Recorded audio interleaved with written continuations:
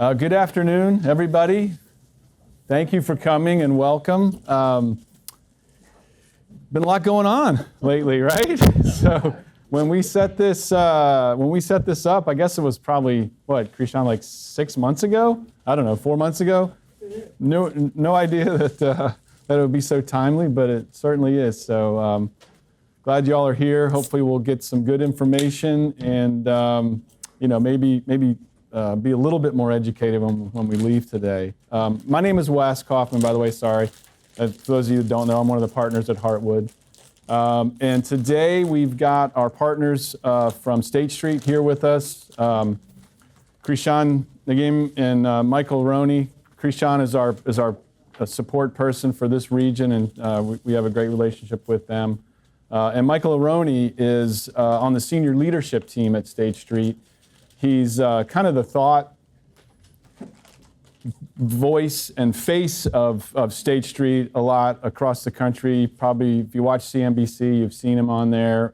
He's part of the senior leadership team and been 25 years in the business. So he's here today to give us a little bit of insight, although with, as volatile as things have been, it's tough to put a finger on anything. But anyway, Michael will let you take it away, and let's make this real interactive. If you got questions, points you want to make, just sure Mike will accommodate that. And again, thanks for coming.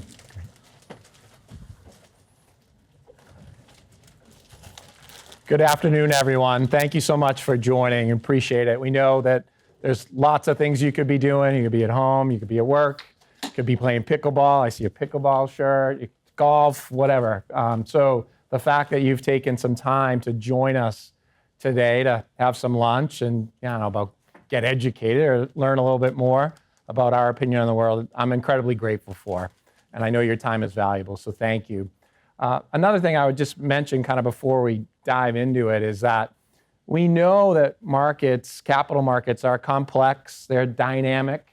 And anyone who gets up and says that they can look clearly into their crystal ball and provide you the answers, I'd kind of run out the door. So I'm not here to do that. What I am here to do is provide you some perspective, in my opinion, and conviction based on 30 years of being in the investment industry, a little interpretation of what I think is going on and what may happen next. But my crystal ball is as murky as everyone else's. And I understand the limits of my forecasting skills, so I think that's important. The other thing I would say is if you have questions, fire away. I would love to answer them. In a lot of instances, the days of someone getting up and giving a monologue are over, right? Thankfully over. So if you have questions, let's get them answered. I think it'll make it more engaging from that standpoint. So throw a potato chip at me, throw a sandwich at me, something, a pickle, a tomato or something, if you have a question, and we'll make sure that we get it answered. I also want to thank Heartwood Wealth Advisors. I often joke that when they invite someone like me, and this is the second time I've done this, and I rarely get invited back, so I'm very thankful for that. But when they invite someone like me to talk to you, they're trusting me with a very precious relationship that they have with all of you. And we embrace that trust, and I'm thankful. So I joke that who knows what I'll have to say up here from that standpoint. So it's important and that I'm kind of express my gratitude to their trust and their partnership. All right, with all that aside, let's jump into this a little bit. One other thing I'll mention to you is I don't do a lot. I'm allergic to PowerPoint. I know for many, a picture is worth 1,000 words. I get that. And we have lots of stuff that we can share with you. But for today, we'll just have a conversation. So I don't have a laser light show or a 50-page PowerPoint presentation. Unfortunately, it's just me and my terrible Boston accent that you'll get to hear from. All right, now I'm done with all my disclaimers. So let's jump in a little bit. We don't have to go back too far to feel too good, right? And again, we're going to talk a little bit, and I'll have all my other disclaimers about this in a moment, but kind of the last couple years in the stock market have been very good. Returns have been excellent in 2023 and 2024, And as we concluded last year, and it happened to be after an election, so whether you're happy with the result or disappointed, I'm not here to discuss that right now, but after that election, there was a rally. And there was a view by many in the market that the economy was growing, regardless of what happened with the election. The US economy was growing by about 3%. Inflation had been coming down. Remember, years ago it was at 9%. Today it's below 3%, depending on what measure you use. The Federal Reserve had stopped raising rates. Now they were going to cut. They started cutting rates, and they were likely to cut them more next year or this year. Earnings were growing or forecasted to grow this year by 13% for companies. Consumers are fully employed. The unemployment rate is amongst historic lows, like 4%, which is a very low number. So you had all these kind of good things going on, and the market responded with that and was up nicely.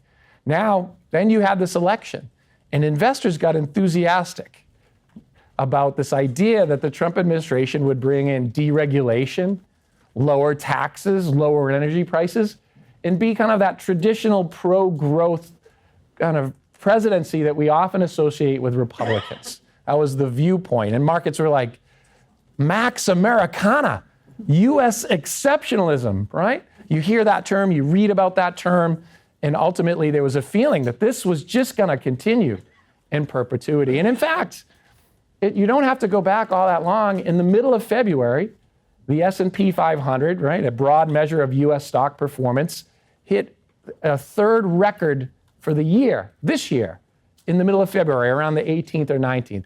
It hit 57 all-time highs in 2024, hit 3 more of them in the first few weeks of February. All was grace, right? I wish we could maybe go back to that time. So what happened? What's kind of unfolded more recently to induce some volatility and some market declines? First, we know that trees don't go to the sky, and investing in the stock market is risky. It's volatile, so they don't always go up. We've experienced that. 2022, 2008, the TMT bubble bursting, right? Other periods of time. So part of it's just the natural cycle of investing in stocks. But there are a few things that certainly have happened in this year that have contributed to that volatility, have contributed to some of the declines and some of the anxiety. And you live and breathe and feel them kind of every day. So we're going to chat a lot about I don't know about a lot, but we're going to definitely talk about the Trump administration and policy making. So my disclaimer here is this is not an endorsement or an indictment. I know that there's some folks who really are very happy about the Trump administration. There's a lot of folks that are unhappy. I totally get that. What I'm going to try to provide is a perspective on how the capital markets, the investment markets, are interpreting what's going on and their reaction. I understand there's a whole bunch of other stuff that's going on with the Trump administration, but for today, I'm begging you, let's focus on the economic, let's be dispassionate, let's be objective, and try to frame it in that. And I know it's difficult, I get it. So we'll do that. So one of the things, there's 4 things that have really kind of induced this volatility. Certainly the frenetic pace of policymaking, all the executive orders, all the lawsuits, tariffs on, tariffs off, tariffs on with exceptions, the immigration policy, the headlines, the Truth Social posts, we're going to have a ceasefire with Ukraine, Russia, we're abandoning it. That, again, whether you agree or disagree, that level of anxiety and uncertainty and the approach to it has unsettled investors, has unsettled the stock market, right? And stock market investors and capital market investors prefer clarity, stability. And that's not what we've had, right, in the first 100 days. Not to say we won't have it, but it's been a little frantic. And the market's responding to that. And we'll discuss it a little bit more in detail in a moment. So that's one thing. Now, we all behaviorally tend to think about things very linearly. I do. Now, not everyone does, right? And I hope you don't mind some of my jokes and they're not kind of off-putting. My sister says, well, women, I got to do A, B. I like to cook. I could follow a recipe. She says, that's because you're a man. It's like women can think all over and multitask and all this. So hopefully you get a chuckle out of that. So I think linearly. And I think that from that standpoint, investors tend to think A causes B. But we know it's a lot more dynamic, a lot more complex than that. So it's not, what's happened isn't just about the Trump administration. There are other things. So there are three other things that I'll point to that have contributed to this volatility. The second is uncertainty about the monetary policy and what the Federal Reserve is going to do. And inflation, I would put those two things together. So you might remember earlier in the year, inflation figures came in a little higher than expected. And investors who thought the Fed would be cutting rates more aggressively wondered if the Fed would cut rates at all. In fact, maybe they would have to raise them in response to inflation, particularly if we're going to have massive fiscal spending and trade protectionism and all this other stuff. So again, investors crave, what they want is clarity. They want to feel confident about the outlook, and they didn't get that. And even just in the headlines in the last week, right? The Federal Reserve Chairman Powell came out and said, if you've been following, you're watching the news, reading the news, says, hey, we're in a difficult spot. We're unsure how these policies are going to impact inflation in the economy. The labor market looks like it's in good shape. Inflation's coming our way, but we want to make sure. We want to be conservative, right? And it's caused some friction between him and the Trump administration. So that anxiety about what's happening with inflation and what's happening with the Federal Reserve is a second reason. A third reason, and you might have seen in the headlines, is around DeepSeek, right? So we all use ChatGPT now. I love it, right? And if you use ChatGPT, AI, all this stuff, we're familiar, right? And so DeepSeek came out. It's the Chinese version of ChatGPT, AI, and some called it the U.S.'s Sputnik moment, right? In that we felt like investors in December, when sentiment was bullish and everything was great, and Max Americana and U.S. exceptionalism, we felt like we were the world's leaders in AI. We were light years ahead of everybody else. And when DeepSeek came, it was like, maybe not. And the other component that came with this was the following, is that kind of all the money that companies were spending to advance artificial intelligence, maybe it was some wasteful spending. Maybe we didn't need to spend that much because China claimed, and now again, it's a big claim and it's a big if, but if we could build a large language model like a ChatGPT that's open source at a far lower cost, that's as effective with a far lighter utility or energy footprint, that's probably kind of a means a lot to all those companies that are spending. So for example, the four big hyperscalers, you might hear that term, Amazon, Alphabet, Google, Microsoft, and I'm forgetting the other one. It'll come to me. They're spending, they spent $230 billion on AI and data centers last year. They're expected to spend $320 billion this year. So they're spending a lot of money on doing this. And so there was a view that maybe some of that would be wasted capital, and maybe they didn't need to spend as much. So I'll give you a quick stat. This is the one thing I'm good at in life, is just memorizing stuff. So from the 1960s all the way to 2010, companies, technology companies in particular, those that were spending the most money, capital expenditures on their business, like AI, they actually underperformed the market by 7% on an annualized basis over those 7 decades. And the only decade where that changed was been the last 10 years, where spending money on that development was rewarding. So investors really had to question themselves, is this time different, the 4 most dangerous words in investing, or were the previous 7 decades right and the last decade a little off? So just think about that. So they're spending more and more of their capital to develop AI models. Historically, those that have grown their capital expenditures the most quickly have underperformed the market, historically. Has that shifted? So I think the market's grappling with that. So that's number 3. And even before the Trump administration did anything, the US economy was slowing down. So last year, the US economy grew by about 3%. This year, it's expected to grow by about 2%. So it's still expanding. That's not a recession. That's not a contraction, but it's growing at a slower rate. So when we looked at the Fed does the thing every few months called the Summary of Economic Projections. And again, their crystal ball is just as murky as mine and yours. But what they forecasted for this year was growth of about 2%, as did others in the US economy. And so that was a shift, a kind of downward shift in growth. And I think the market had to, I don't know about struggle, but had to adjust to that environment. But I would kind of re-emphasize this notion that if we're still growing the economy at 2%, that's not a recession. We're still expanding, but at a slower rate. So to me, those four things have contributed to the volatility that we've observed and experienced in recent weeks, from the middle of February to the middle of April, right? So not a long period of time, and things seem to have cooled down. So now, here's the thing that I hate having to talk about, but I have to talk about it. And that is, let's talk a little bit more about the Trump administration and its economic policy. Wes and the Heartwood people are like, oh God, please don't do this, right? Don't do this. So let's talk about the economic policy and the economic impact. And I understand it's getting increasingly difficult to ignore the other stuff. I get it, I hear you.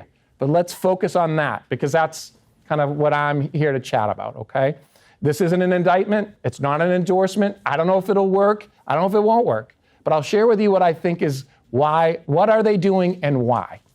All right, so if we think about the economic policy, in the aftermath of the global financial crisis, 2008 timeframe, and the pandemic, governments around the world, and the US was the leader in this, spent a tremendous amount of money fiscally to support their economies.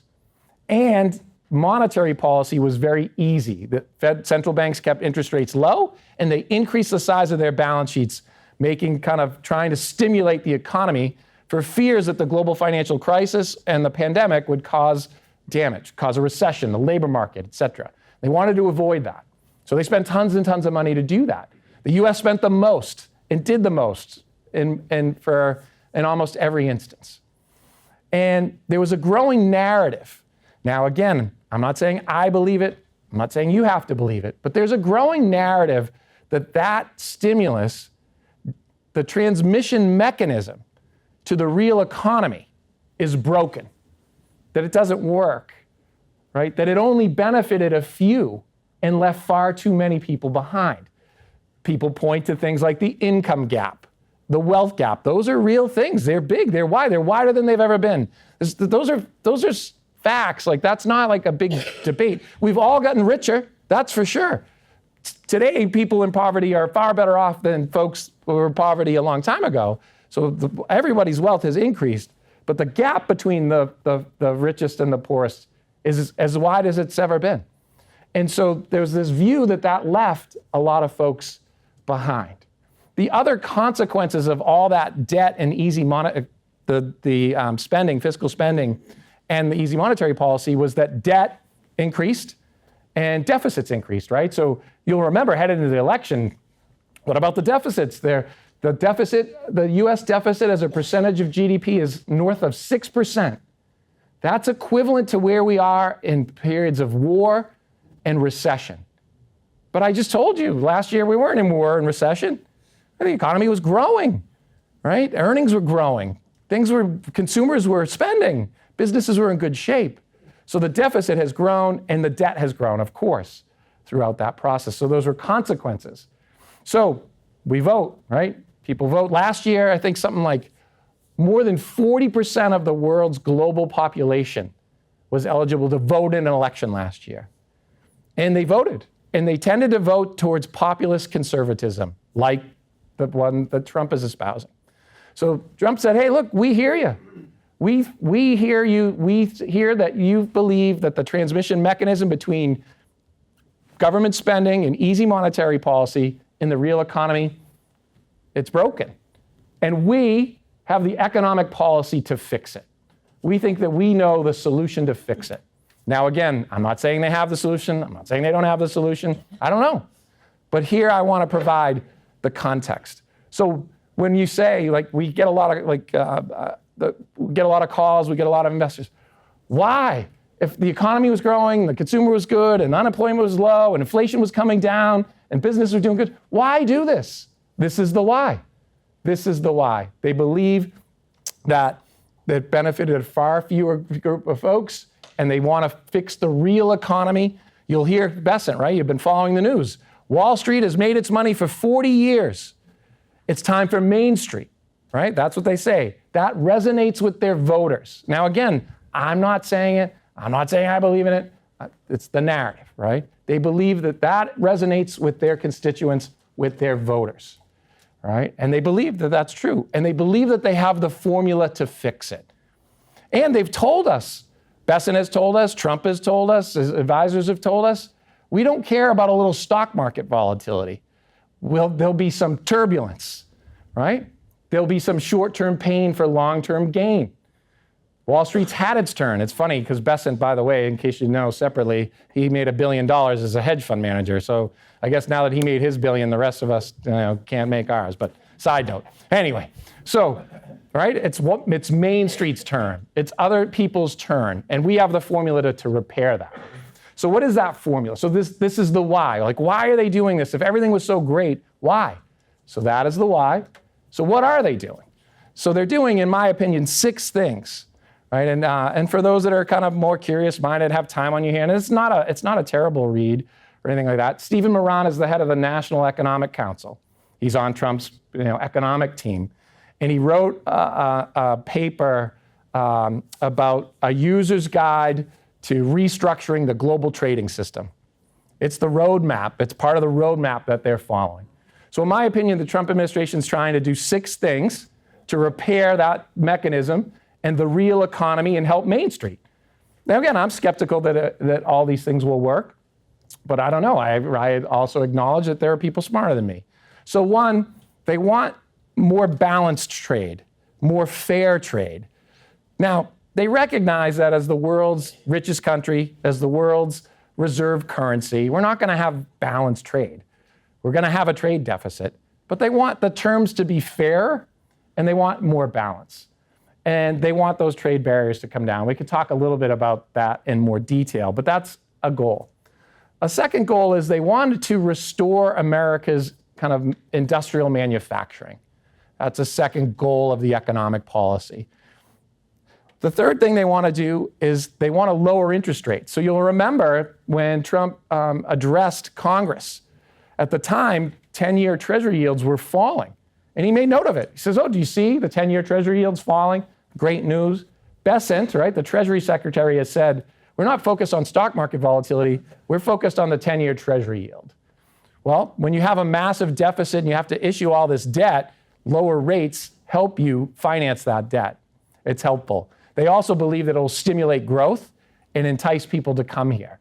So they want to lower rates. That's 3. They want a weaker dollar. Now, no president and no Treasury Secretary will ever tell you that they want a weaker dollar. They always talk up a strong dollar, but they quietly want a weaker dollar. So Stephen Moran, who I mentioned, M-I-R-A-N, in that paper, he talks about that he believes that the dollar is overvalued, that it hurts our competitiveness in the world, and that others are taking advantage of us as a result, and that our that we've paid for everyone's security, and we have been taken advantage of on trade, and that the dollar is overvalued. So they believe if we weaken the dollar, it'll stimulate export growth and address some of those things. So a weaker dollar. The other thing they're doing is the Department of Government Efficiency. Again, very controversial. I get it. I'm not saying it'll work. I understand if you don't tackle entitlement programs, defense spending, veteran affairs, interest costs, which they're trying to do by lowering rates, that what's left over to cut is not that much, right? First it was $2 trillion, then it was $1 trillion. Now it looks like it might be $150 billion, right? And it sounds like Elon's on his way out. So, and again, I don't know, some people like it, hate it. So they said, look, we're gonna make government more efficient. It's grown too big. We're gonna shrink it, make it more efficient. We're gonna cut costs. We're gonna return that capital to private investors who will return the money from a little bit better from that standpoint. And so that's kind of a goal, right, from that. So let's see, we had manufacturing, the dollar, interest rates, balanced trade, Doge. Oh, thank you. I've seen you do your list. It's helping me. Thank you very much. So the last one is they, you would have seen not that long ago, J.D. Vance had a social post, right? That we're not making this overly difficult. We want to attract investment here. So what happens every time someone says they're going to build a plant, they're going to build investments, pharmaceutical company, biotech company, tech company, right? It's headlined, right? Trump administration, billions of dollars, billions are coming here. We want to restore jobs here. If you come here, we're going to lower your taxes. You won't be subject to tariffs. We're going to deregulate. It's going to be great. They want more businesses to attract capital here. Those are the 6 things that they're trying to do. They believe that those 6 things will help them fix that transmission mechanism to the real economy. And they think that it'll resonate with voters. Now, perhaps you're skeptical. I'm skeptical. I'm not sure they'll be able to do those things. Now, here's the rub a little bit. The rub on this is that I believe that the Trump administration wants to do all of this, but they want their cake and they want to eat it too. And what I mean by that is they want our trading partners in the world to share the burden more. And that, hey, look, that might be a reasonable objective, right? I don't know. That's probably a reasonable objective. But they don't want to give up anything. And what I mean by that is through the last 40 years of globalization and the security and all that stuff, people want to have treasuries. They've invested in our business and kept our interest rates low. We haven't had much inflation, other than the pandemic. We've had a strong dollar. So now all of a sudden, U.S. investments may not be as attractive under these conditions as they were previously. And certainly what's happened this year is investors have flocked to international and other areas while the U.S. has kind of reordered the global trading system or is attempting to reorder the system. So to me, I think the Trump administration expects to do these things. I'm not sure if they'll work or not. They're focused on doing them. They believe that they'll work, fix that transmission mechanism. But I think they're somewhat ignoring the other consequences. And those other consequences may be higher interest rates on our debt, maybe a weaker dollar, which they claim they want. But again, if we have a weaker dollar, that makes the value of assets outside the US, particularly to all of us in the room, dollar investors, far more attractive than it was just a few weeks ago. And so I think they're kind of underestimating some of the risks from that standpoint. So I think that's what they're after. Now, let me tackle trade a little bit more specifically. Then I'll talk about a few things we think about from an investment standpoint. What are the implications? And as I said, if you have questions, please, like I said, throw a tomato. So there's a question here. Let's take it. Before you dive in, so what part of U.S. long-term security, right? Because if we're reliant on everybody else for pharmaceuticals, batteries, things that make our country operate. Yeah.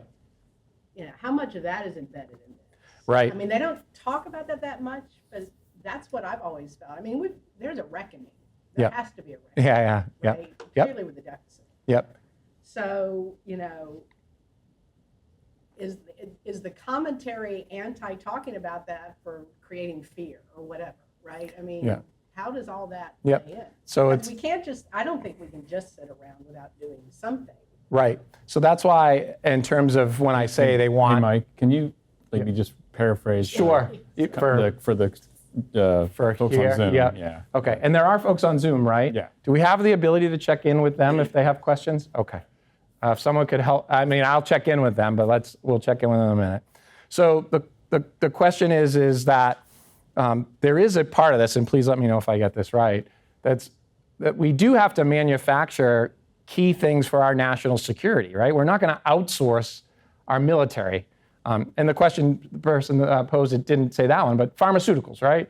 So if you outsource all your pharmaceutical development, your drug development, your military development, you expose yourself to a national security risk.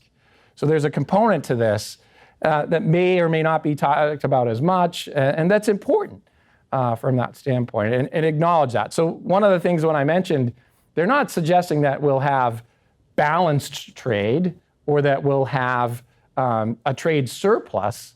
There's an acknowledgement that there's some balance between things that we need to manufacture for national security reasons. And that's important, and that's part of what's going on, right? That's part of keeping key technology from China. That's part of, one of the things that we want India and South Korea and others to buy from us is more military kind of, as the rest of the world increases its military spending, they want them to buy from us to do some of that, right? And that'll help balance the trade.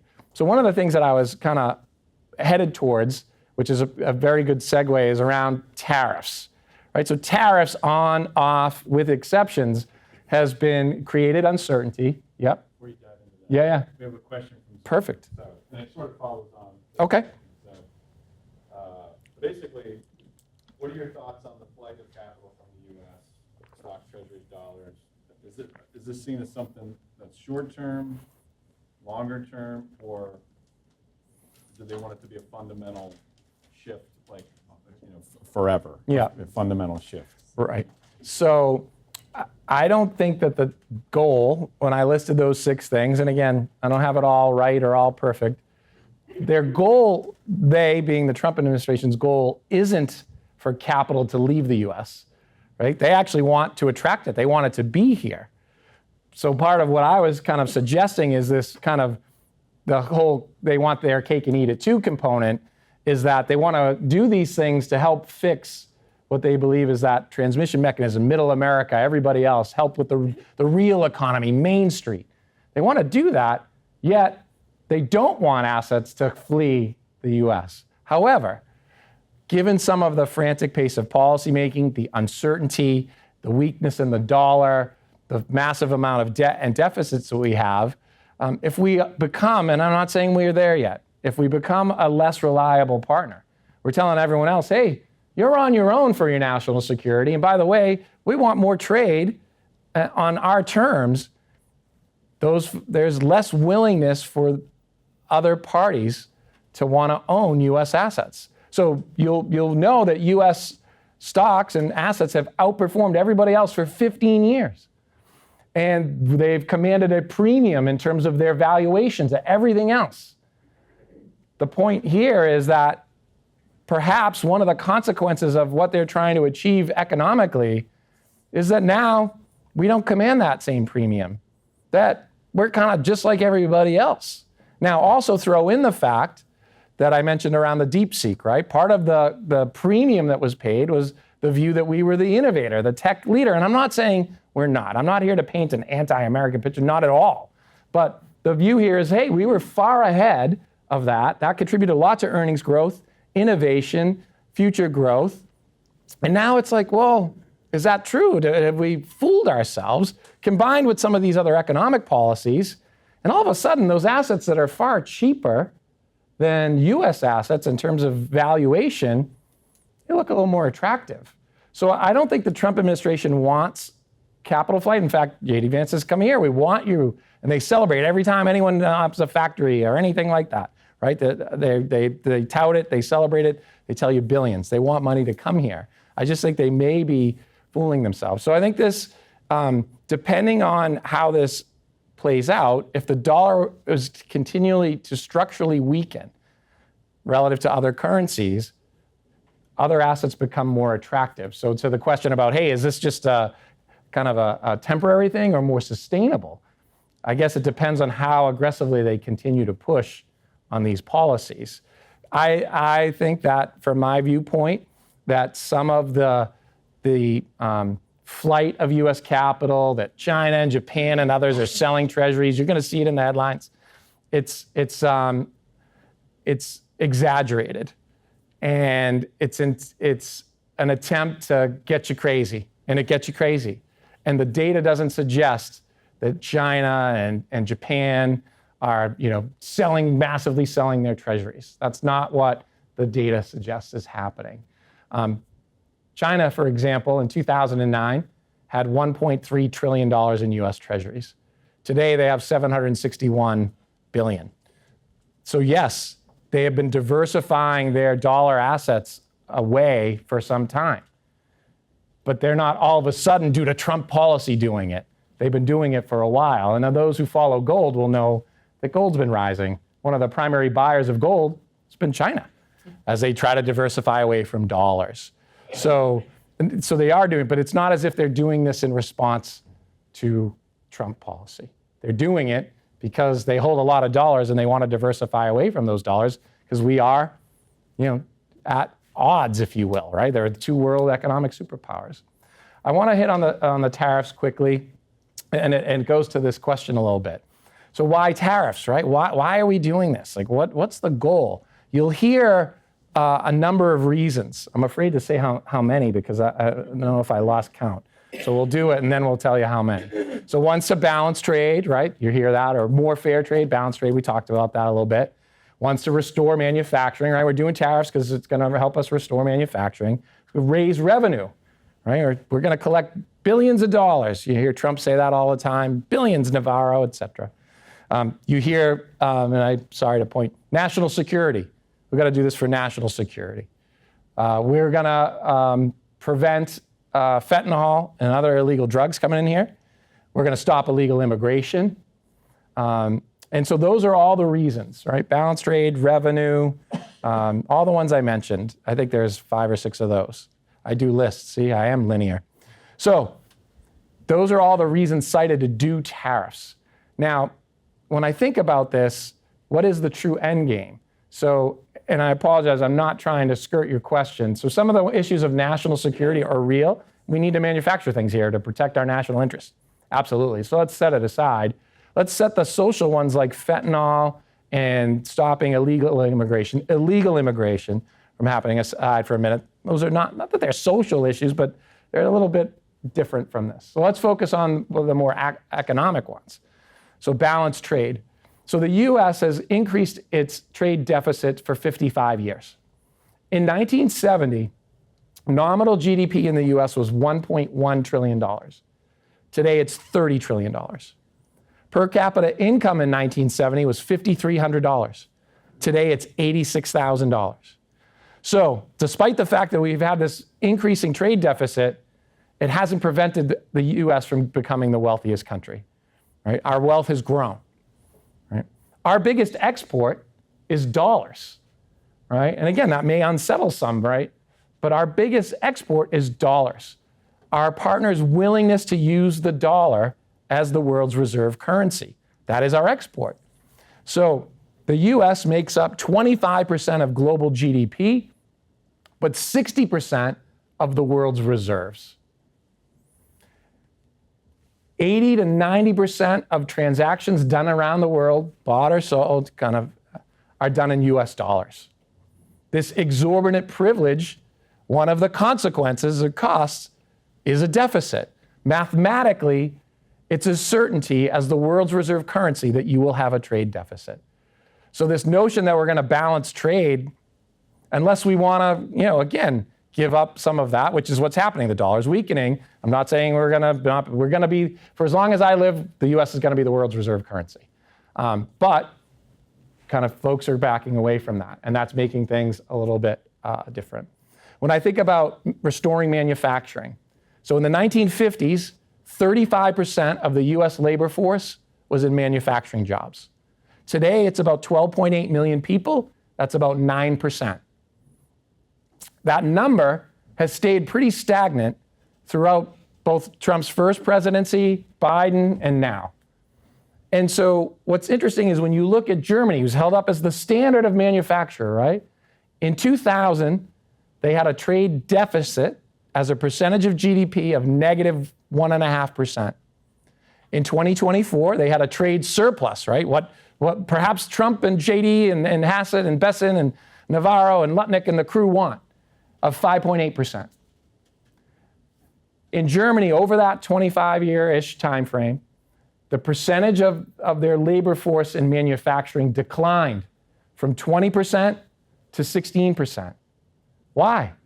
Because we don't need as many people to manufacture the same amount of goods or more goods. Technology. What is China actually doing? Again, I'm not holding China up. I'm not some big China bull or anything. What's China doing to their manufacturing? They're making it as innovative as possible, and they're reducing the number of manufacturing workers. It's kind of how this works. There's a kind of a famous kind of story, I don't know, famous. There's a story that Barack Obama asked Steve Jobs, hey, can you build the iPhone here in the US? And Steve Jobs looked at him and said, those jobs are never coming back. So again, I'm not trying to be negative or paint a picture, but if we bring back more manufacturing, we manufacture a lot. 12.8 million people, it's about 12% of the economy, $30 trillion. We do a lot of good stuff here. Maybe some of you in the room have worked, our manufacturers own a business, have manufactured.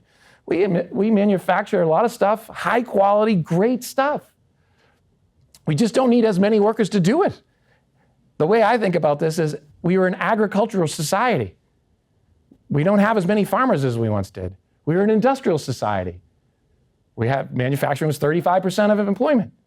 We're now a services-based economy, and our wealth has gone up. We don't need as many of those manufacturing jobs. So I'm skeptical of that second one. The third thing you'll hear, and again, I'm not trying to pick on too much. Maybe you love him, I don't know. Navarro's a little crazy, right? So he says we're going to raise all this money. He says we're going to raise $6 trillion. And Trump's been running around with the revenue thing too. So this is how they do it, okay? So imports in the US are a little more than 4 trillion last year, 4.1 trillion. Exports are 3.2 trillion. I mentioned the economy is about 30 trillion.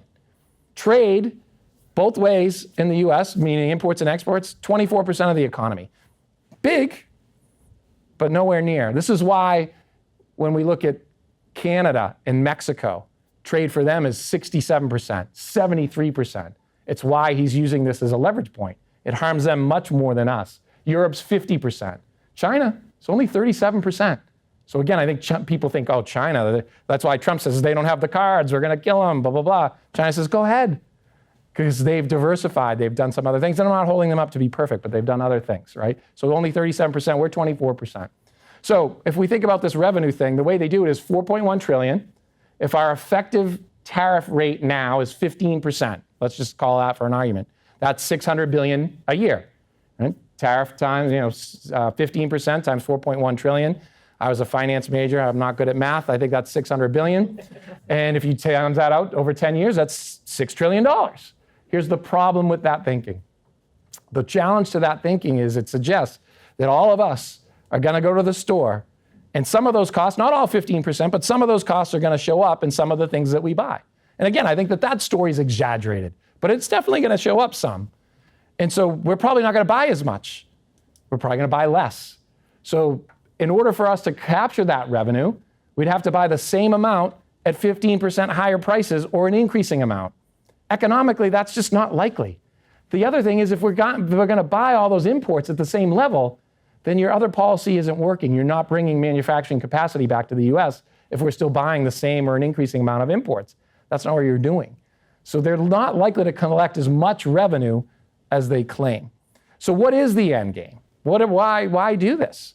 So to me, when Trump is there in the Rose Garden, he's holding up the US Trade Representative book, 400-page book about the report.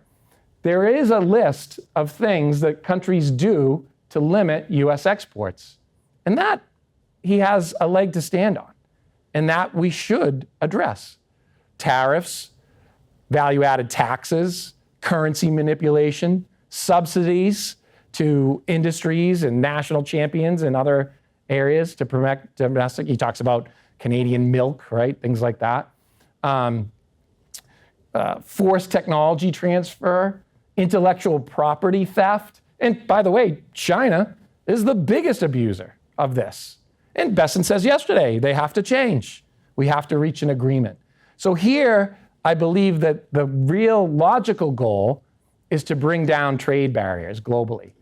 And if they are able to do that, it's not only good for the US, it's good for everybody.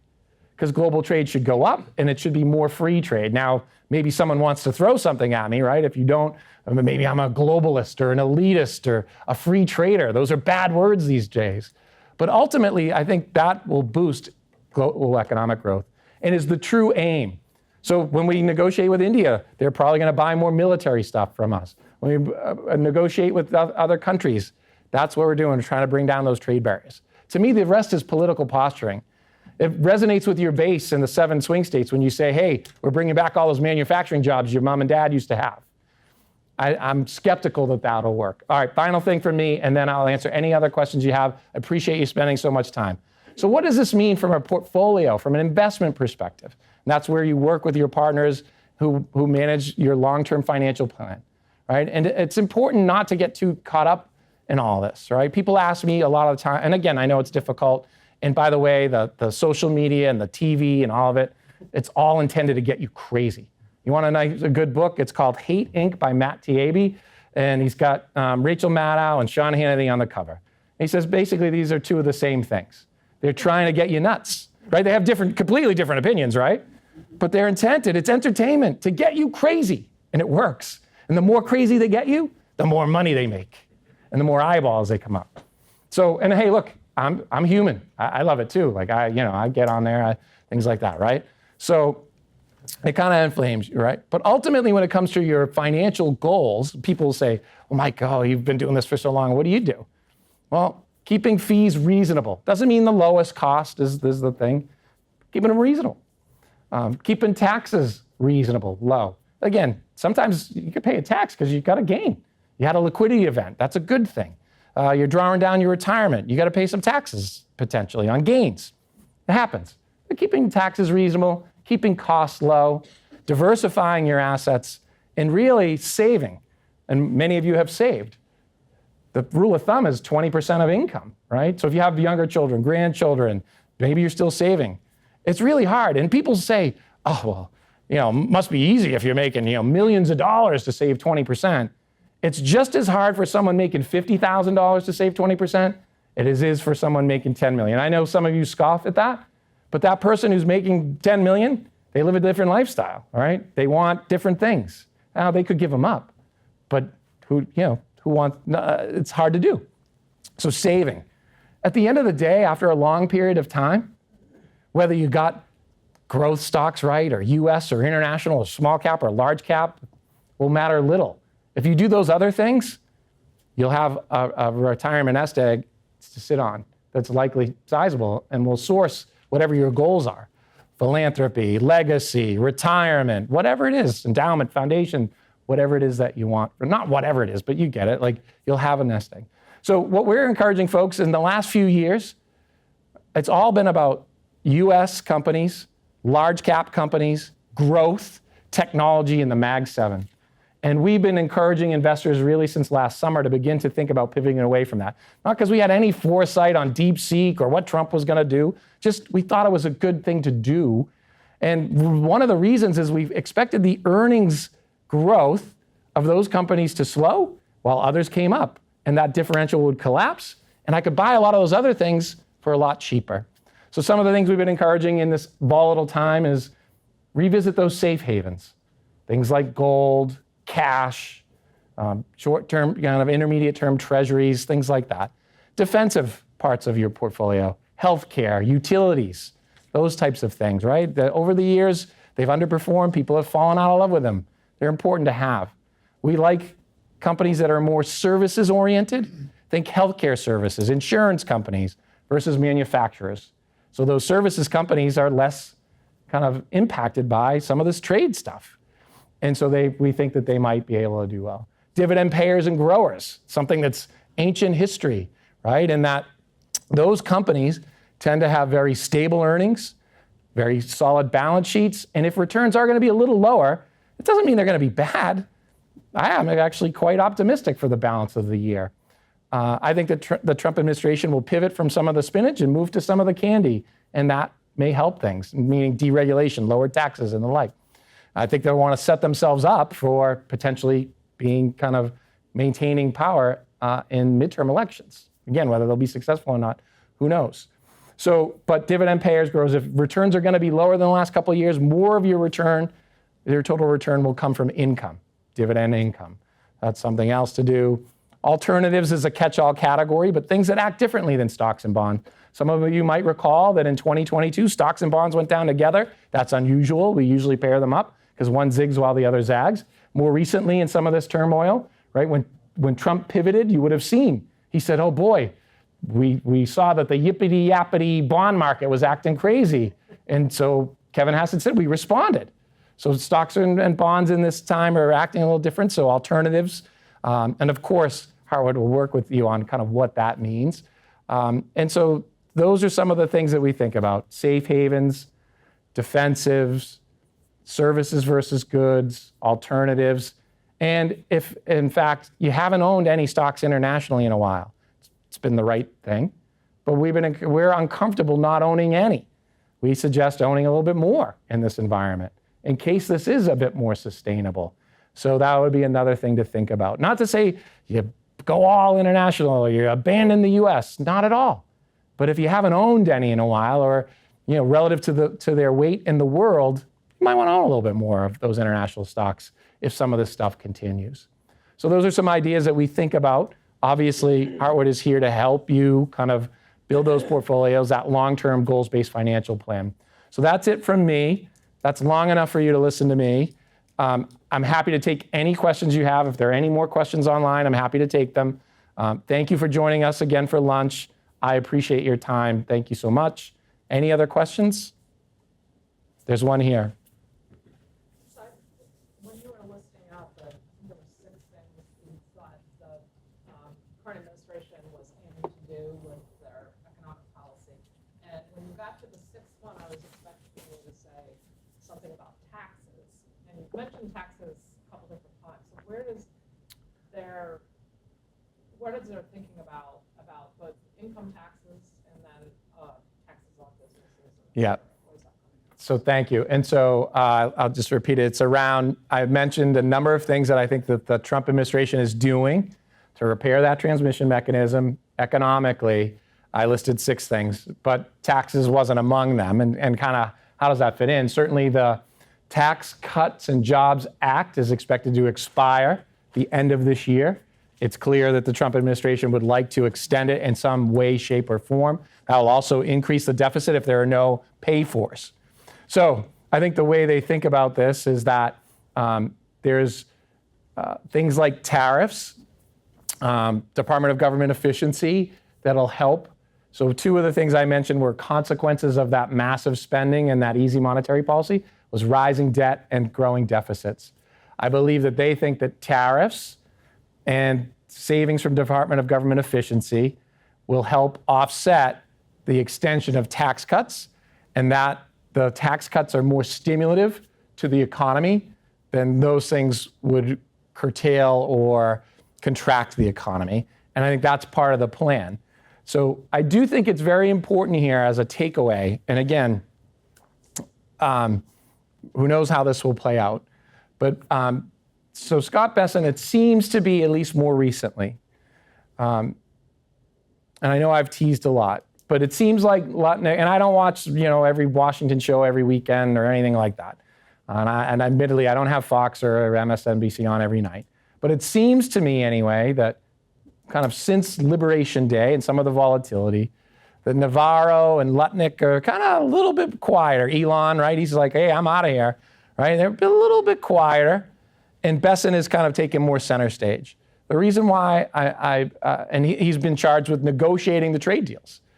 I don't know if this is a good or bad thing, but he has come off as said he has this plan for 3-3-3.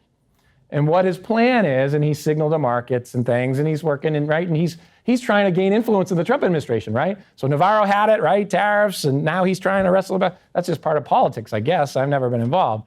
But ultimately what's happened here is in that 3-3-3, he's made it clear that he wants to take the deficit, which is north of 6% as a percentage of GDP today, to 3% in the next X amount of years. So they have to find pay-fors, offsets, because if they just did the tax cuts, it would increase that deficit, and without kind of thing. Now, all politicians, and again, I get it, like it's how you get elected. They all think that we're going to grow our way out of it. I personally believe that the US economy can only grow at about 2% without kind of a stimulus, if you will. So I'm skeptical that he can grow it at 3% without expanding the deficit or kind of doing those things. But all those plans are to help kind of get there. So tax cuts, they believe, will help kind of, if they help them kind of get to that 3% growth with 3% deficit as a GDP. And the other part was they wanted to increase the production of oil by 3 million barrels a day in the US as quickly as possible. They felt like that would bring down inflation, we're already energy independent, make us more energy dependent. So that's his 3-3-3. taxes is part of that equation. He thinks they'll stimulate, but they need pay-fors, they need offsets so that the deficit doesn't keep rising. So in some ways, it's healthy, in my opinion. Again, best when he was talking about like, oh, when the whole tariffs thing was going on, he was saying, oh, well, it's all about Mag 7. I'm like, and so he said some things where I want to kill him, like where he's like says like, oh yeah, Wall Street's made money for 40 years, it's Main Street's turn. I'm like, you made $1 billion on Wall Street, like you're kind of tone deaf a little bit on that. And then again, but part of me wants to like him, and part of me, that plan around 333, I think reasonable people would agree. That seems thoughtful, right? The deficit cannot expand. It seems like he knows that beyond kind of keep growing. And that they need to address it.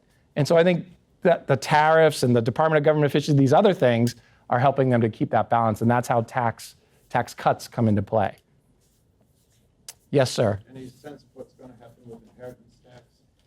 I don't have that specifically. So the notion here is that when Congress gets together so here's the thing, right? What's also happened, and part of this volatility, is most of what Trump has done so far, he can do by executive order.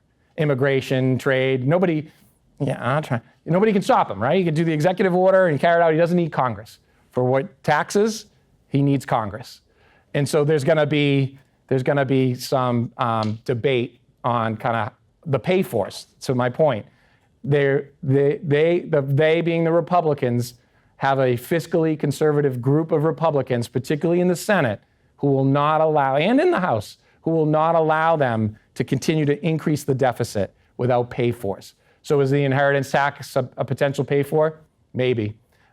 Is the carried interest that private equity folks and stuff get a potential to eliminate it? Maybe. So if in fact he's going to offer no federal taxes on overtime, no federal taxes on tips, he's going to restore SALT, state and local taxes, things like that to some level. He needs other offsets. So the inheritance tax may or may not be one of those offsets. So I don't know, but it's all going to be horse trading, right? And that's how it'll play out from that standpoint. But I don't believe, and I hope not, I think we should all hope not, that they're just going to extend the tax cuts and allow the deficit to keep rising. I think that is problematic. I hope that that's not the case. Because we may not have to pay for it, but someone will. Someone will have to pay for it. Probably the wiggle room has shrunk, which is why interest rates are acting and behaving the way that they are. Historically, they've fallen because we had much greater wiggle room to do these things. Now that wiggle room has shrunk, and those long rates are not falling as much as markets anticipated because that wiggle room has shrunk. So we need to address it. Maybe not, I think soon, but maybe not as soon as the media will like you think, but it needs to be addressed. So there'll have to be pay-fors. There'll have to be offsets if we're going to extend tax cuts because that would expand the deficit. So things like the inheritance tax, carried interest, especially if he's going to do the other things that he promised, he's got to find pay-fors. He's got to find offsets. Any other questions? Was there any more online? There's one here. So when you talked about, maybe I probably don't have it right, but you talked about gold and other things. Where does cryptocurrency fit in? Yep. Alternates? Yeah, it's an interesting one, right? So cryptocurrency, Bitcoin, and the like. I've actually evolved my thinking on this a little bit. So first and foremost, I think today, in its present form, Bitcoin and digital currencies are, and again, this may be not it shouldn't be a dirty word or a scary thing. They're a bit more speculative in nature, right? They're not a hedge against inflation. It's not a store of value, right? You don't go to the store and pay in Bitcoin, right? There was some talk that you could buy a Tesla, right? Nobody buys those anymore, but right? You could buy one with Bitcoin or whatever, but it's not a medium of exchange. It's not a store of value. It's not an inflation hedge, in my humble opinion. So essentially, in a diversified portfolio, some people have a little bit put away where they like to trade, to speculate, to invest. And in that, it could be quite volatile. You might be, an investor may or may not be willing to lose whatever they put up, right? They get it right, they could make a lot, but they could lose all their money too. I think that's where Bitcoin is today.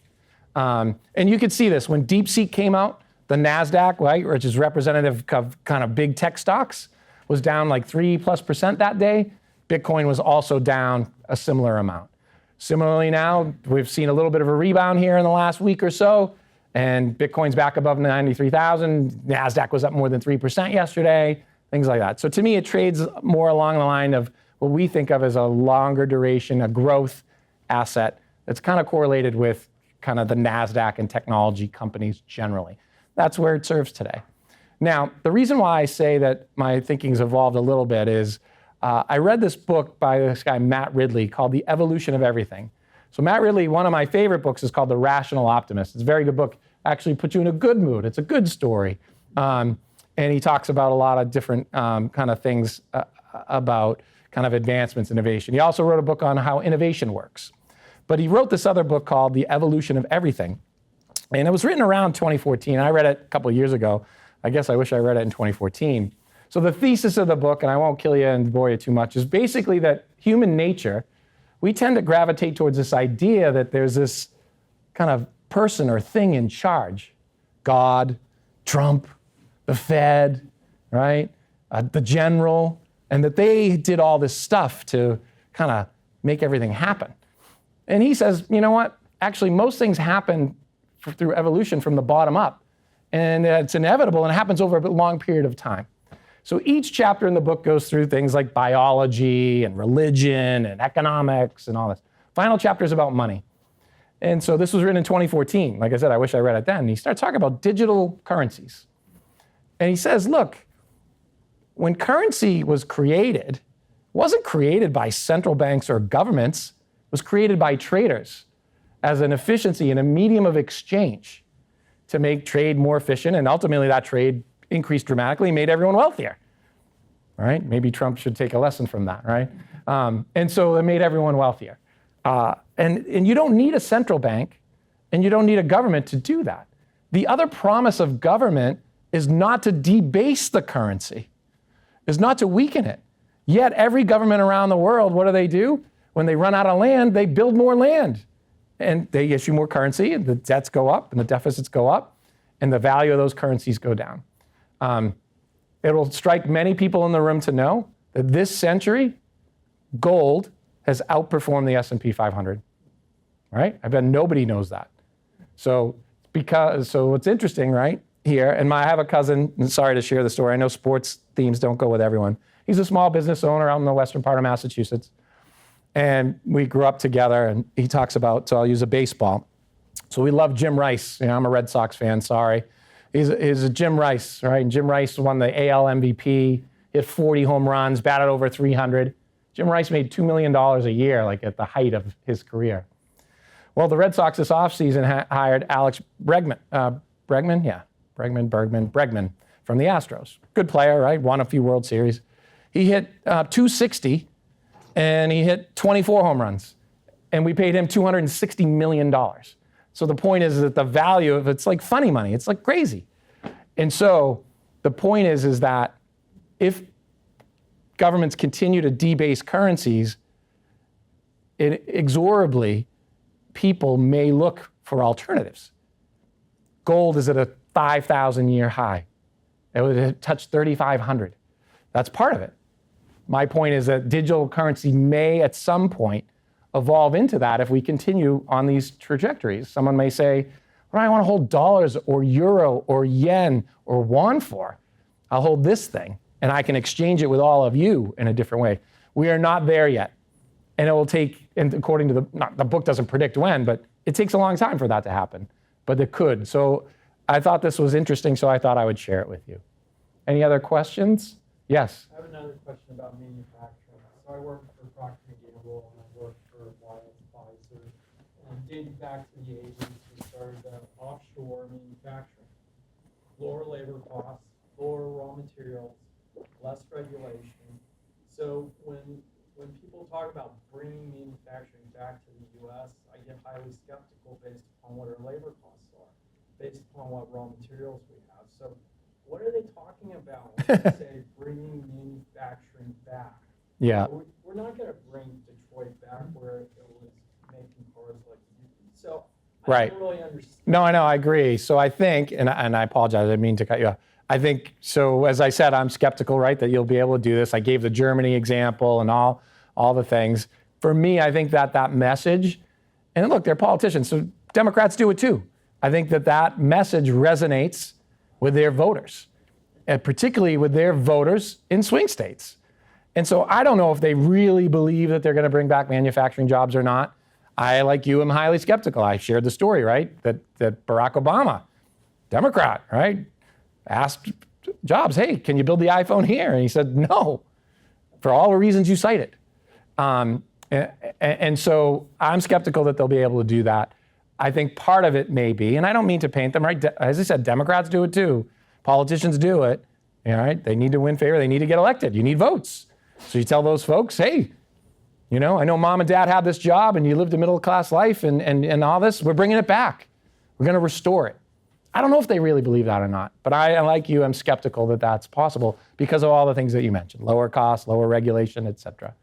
Yes? One of the things that's really incongruous, though, is we've talked about, we've got climate change to deal with.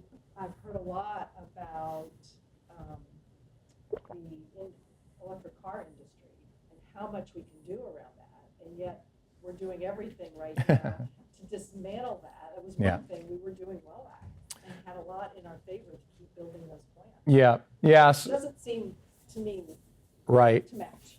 Yep. And so part of, and again, whether agree or disagree, it's clear that the Trump administration is not incentivizing anything on the climate, right? They believe that, you know, that not that it's a, I mean, he said it as a what, but they're not emphasizing it or prioritizing it in a way that the Biden administration did, or that Obama, right?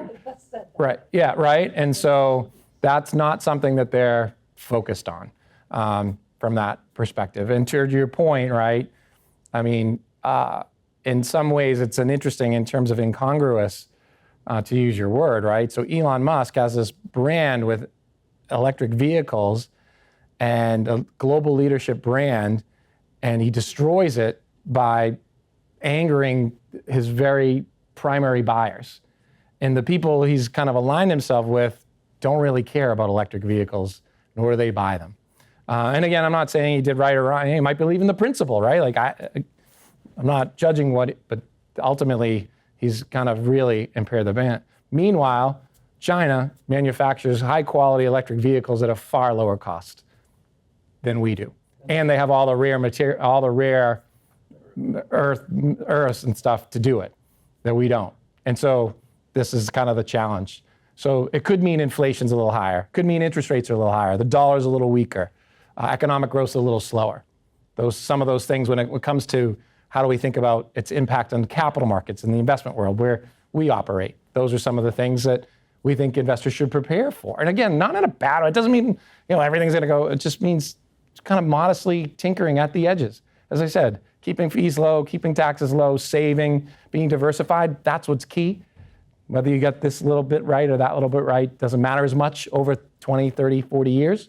But ultimately, these are some things we should consider. If over the last 40 years, it's been about globalization, peacetime dividend, lower rates, and benign inflation, maybe the next 10 years are a little different. So the things we need in our portfolios might be a little bit different than some of the things that we've had in the last 40 years. Maybe, maybe not. I don't want to be, as long as there's questions, I'm happy to answer them. My bodyguard in the back, he'll get me if I have to go.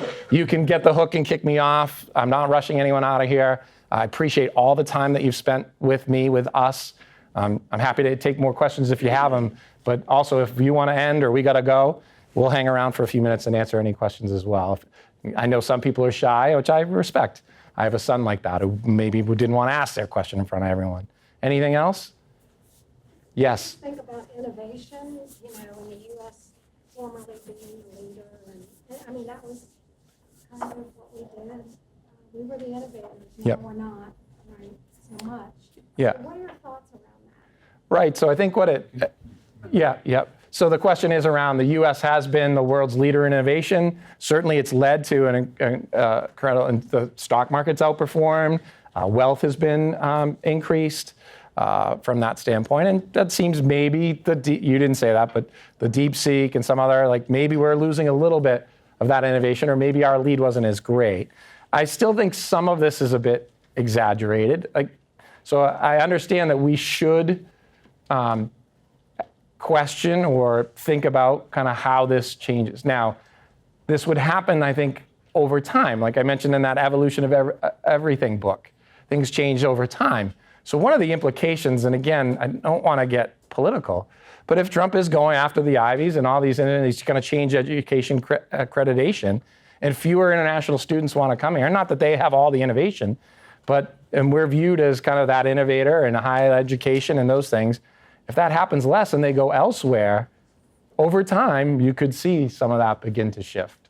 And again, so the way I have to think about it, or not have to, but the way I want to kind of translate it here is, well, what does that mean about my portfolio? Well, what does that mean about my innovations? So the U.S. has outperformed everybody else for 15 years. We've commanded a higher valuation because of that innovation. So if that begins to change, and that's a big if, I'm not saying that I believe that we're not innovative or that's all changed. We're still amongst that premium might change. That performance relative to everyone else might change. Those types of things are things how I think it would change. And some of these things that are going on with the universities, if less students are willing to come here and things like that, maybe that has an impact on innovation going forward.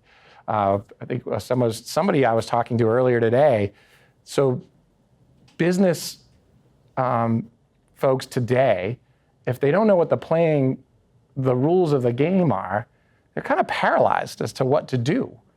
And so that stifles spending, innovation as well, right? So we need clarity on, all right, what's going on with these tariffs? What are they, right? The market the US is great at adapting. If they know what they are, what the rules are, and where they are, and how they're going to do it, they'll adjust.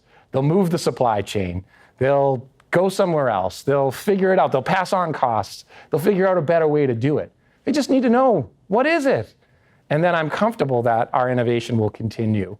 But there are certainly some question marks as we go forward. Yes? One other question. When we think about what's going on with immigration and the farmers that are getting very concerned about things that have happened around some of their funding and also some of their labor sources, is I've heard you mention Main Street, but there's this back door of money that's going to be lost from our farms and their wealth. And I have these images of the 30s and the Depression from some of these areas that are really going to be decimated. Yeah, so the immigration one is interesting, and perhaps one of the areas, progress might not be the right word, right? So in any given year, immigration in the US is around 1 million people, all right? And then about 1 million people enter the US legally every year. And look, love them, hate them, whatnot. Trump is not attempting to stop legal immigration into the country. So it's kind of I'll get to the point, right? So I know this is a topic where people are going to not get upset, but I know it can be divisive. So 1 million people come into the U.S. legally every year. That happened under the first Trump administration. Continues to happen today. They contribute, right? They get jobs, they make money, they get educated, they pay taxes, they do all kinds of stuff. Good stuff. So illegal immigration, about 1 million people a year also kind of come in historically. Now, under Trump, and there was the pandemic, so that's kind of stopped things. It was like 750,000, and it was lower. And now he's basically kind of put a stop, right? It's kind of, he's out celebrating, it's put a stop to it. Under Biden, it was about 2.5 million. That's the number. So again, they get up and, he tells you crazy numbers. They all tell you the crazy numbers, about 2.5 million. So you'll recall that one of the things, to your point, on a very positive way, you'll recall that coming out of the pandemic, inflation was really high, right? 9% back in June of 2022. And you might remember seeing that there are far more job openings than there were available people to fill those jobs. And this was causing wage inflation, right? Because maybe some of you are business owners or things like that. You were a business owner. You couldn't find qualified, skilled people to do the job, particularly lower income jobs. So you had to pay more for it. That pushed up inflation, and it was high. Then, through the source of some of this, and I'm not saying Biden did it on purpose or anything like that, but we had a lot of immigrants come in. A lot of those folks helped So we had an imbalance in the labor market. It was contributing to inflation. A lot of those immigrations, and I think this was partly to your point, helped repair that and make it a little bit more equilibrium. Meaning a lot of those folks filled service jobs and other jobs that no one else wanted to fill at lower prices and created a better equilibrium in the labor market. So there is a risk that if we kind of begin to massively deport folks, that you'll create another imbalance in the labor market that would push wages and inflation up and make it far fewer available people to fill those jobs. And now again, it's kind of stereotype or cliche, right? And I need to avoid those, but landscaping, service jobs, dishwashers, restaurant work, et cetera. And immigrants do all kinds of different things, but yep, those jobs, the cost of those jobs could go up, inflation could go up, wages could go up. You could have a disequilibrium in the labor market. It kind of was playing out that way. By luck or by fate, it kind of shifted. If in fact we begin kind of to significantly change immigration, that could be one of the consequences to that, absolutely. And so I apologize for all the context, but I think it's important. But nobody is suggesting that we don't allow immigration legally into the country. It's more the illegal, but they also they help kind of fill that need. And without them, you could see some, as I said, you could see kind of some inflation come back and folks less willing. So you go to the restaurant and the service is lower, or you can't get somebody to come out and do your, whatever, kind of stuff around the house, things like that. Or it's far more expensive, or it's not available, or inflation goes up. Those could be consequences of too aggressive. Restaurants shutting down. Yeah, more restaurants shutting down, right? And that has right? So now, not only is it the person, but it's the chef, it's the waiters and waitresses, it's the hostess, et cetera, yep. And they have down fat, right? Where do they source their supplies from? So that's out. But we're not there yet, but it is a potential. So far, it's been after the illegal immigration. It doesn't seem as though they've, the headlines are awful, some of the news stories are awful, but it doesn't seem like we're getting the 11 million mass deportation that was promised. Now, who knows? We'll see what happens. All right, anything else? All right, thank you so much for spending so much time. Appreciate it. Thank you. I appreciate everybody coming out. Thanks for your time, and we'll see you again soon, hopefully.